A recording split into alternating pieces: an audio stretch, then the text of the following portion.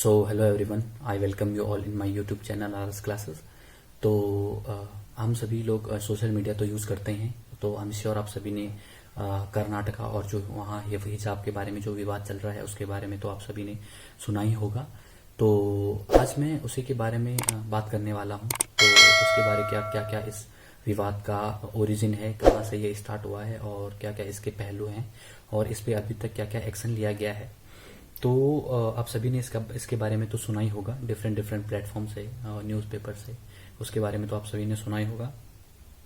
तो दरअसल इसकी शुरुआत होती है जो लास्ट ईयर हमारा 2021 था, इसके लास्ट में, और जो ये नया नया साल है उसके स्टार्टिंग में इसकी शुरुआत होती है। तो कर्नाटका में बहुत सी यूनिवर्सिटीज़ में देखा गया कि बहुत सारी जो महिलाएं थी वो हिजाब में या बुर्के में पहन के कॉलेजेस आ रही थी। तो उनका विरोध करने के लिए कुछ लोगों ने, या जो स्टूडेंट रहे होंगे या कोई बाहर के लोग रहे होंगे, उन्होंने उसका विरोध किया। तो मैं आपको बता देता हूँ हिजाब होता क्या है। कि वो हिजाब एक स्कार्फ टाइप का होता है जो कि सर पे पहना जाता है और उसको बाल और सर को ढकने के लिए उसको पहनते हैं। और जो बुर्का होता है वो पूरे शरीर को ढकने के लिए वो पहना जाता है। तो ये एक बेसिक डिफरेंस होता है बुर्का और हिजाब में। तो ये सब देखने को मिला कुछ टाइम पहले ही कर्नाटक में। तो कुछ लोगों ने ये इसका विरोध किया। तो आपको पता ही है कि सोशल मीडिया आजकल एक ऐसा प्लेटफॉर्म है जहाँ पे कोई भी चीज़ कभी भी वायरल हो जाती है। तो देखते देखते ये एक बहुत बड़ा इशू बन गया और धीरे धीरे ये करके ये एक कॉलेज से दूसरे कॉलेज से तीसरे कॉलेज, तो ऐसे कॉलेजेस में ये फैलने लगा, इसके बारे में विरोध होने लगा। तो इसके बाद क्या हुआ कि कॉलेजेस में फैलने के बाद क्या हुआ कि जब न्यूज़ बहुत फैल रही थी तो वो जो महिलाएं थी उन्होंने हाई कोर्ट में एक पिटीशन फाइल करी। उन पिटीशन में उन्होंने कहा कि जो हमारा कॉन्स्टिट्यूशन, इंडियन कॉन्स्टिट्यूशन का जो हमारा आर्टिकल्स 14 है और जो आर्टिकल्स हमारा 19 है और जो आर्टिकल्स 25 है, तो उसके अकॉर्डिंग हमें क्लासेस में जो हम हिजाब पहनते हैं या बुर्का पहनते हैं उसकी अनुमति हमें देते हैं। तो उन्होंने कहा कि जब जो कॉलेज स्टाफ है या जो कॉलेज फैकल्टी है उनको इस बारे में कोई विरोध नहीं करते हैं, तो ये स्टूडेंट या कोई जो बाहरी लोग हैं वो होते कौन है इसका वो विरोध करने वाले। तो फिर उन्होंने कहा कि ये सही नहीं है, इसका विरोध होना चाहिए। उन्होंने ये अपनी जो उन्होंने पिटीशन फाइल करी थी उसमें कहा। तो इसके बाद केरला गवर्नमेंट ने क्या कहा कि जो उनका कर्नाटका गवर्नमेंट ने क्या कहा कि जो कर्नाटका जो एजुकेशन एक्ट है 1983, उसमें उसके अकॉर्डिंग उन्होंने कहा कि जो इक्वालिटी है, इंटीग्रिटी है और जो पब्लिक ऑर्डर है, यानी कि जिसको लोक व्यवस्था कहते हैं, तो उसको बिगड़ने की स्थिति में जब पब्लिक जो ऑर्डर होता है उसको जब बिगड़ने की स्थिति होती है तो उसमें ये सारी चीजें बैन होनी चाहिए। ये कर्नाटका का जो गवर्नमेंट है उन्होंने कहा है। तो उन्होंने ये भी कहा है कि हम इसमें जो है किसी की भी जो धार्मिक स्वतंत्रता है उसका उल्लंघन नहीं कर रहे हैं।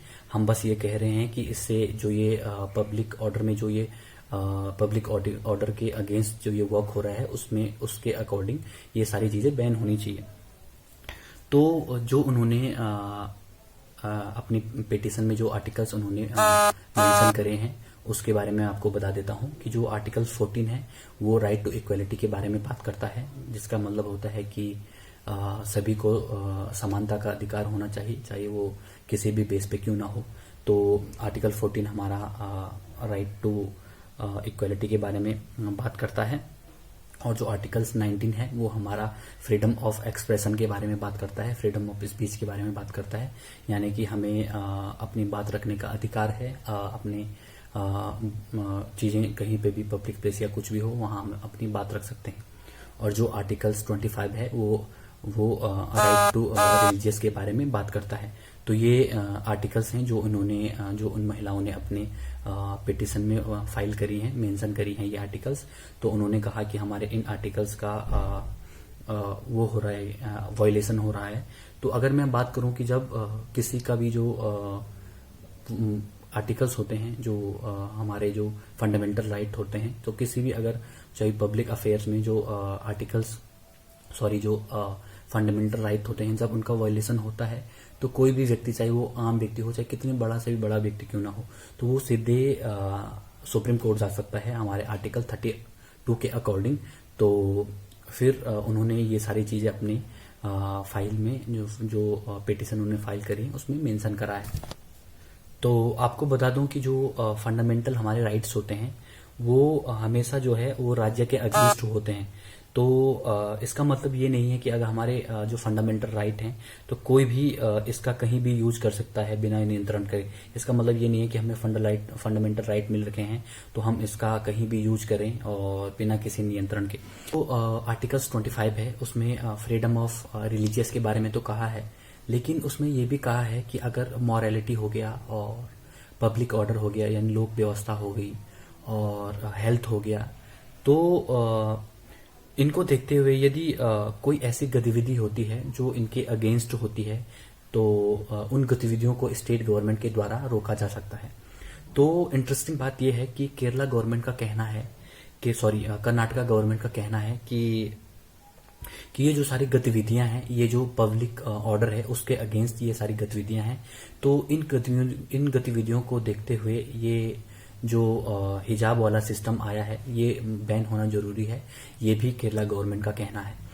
तो पहले ये जो मामला था ये हमारा हाई कोर्ट की जो लोअर बेंच है उसके पास था, और अब ये जो मामला है ये अपर बेंच के पास चला गया है।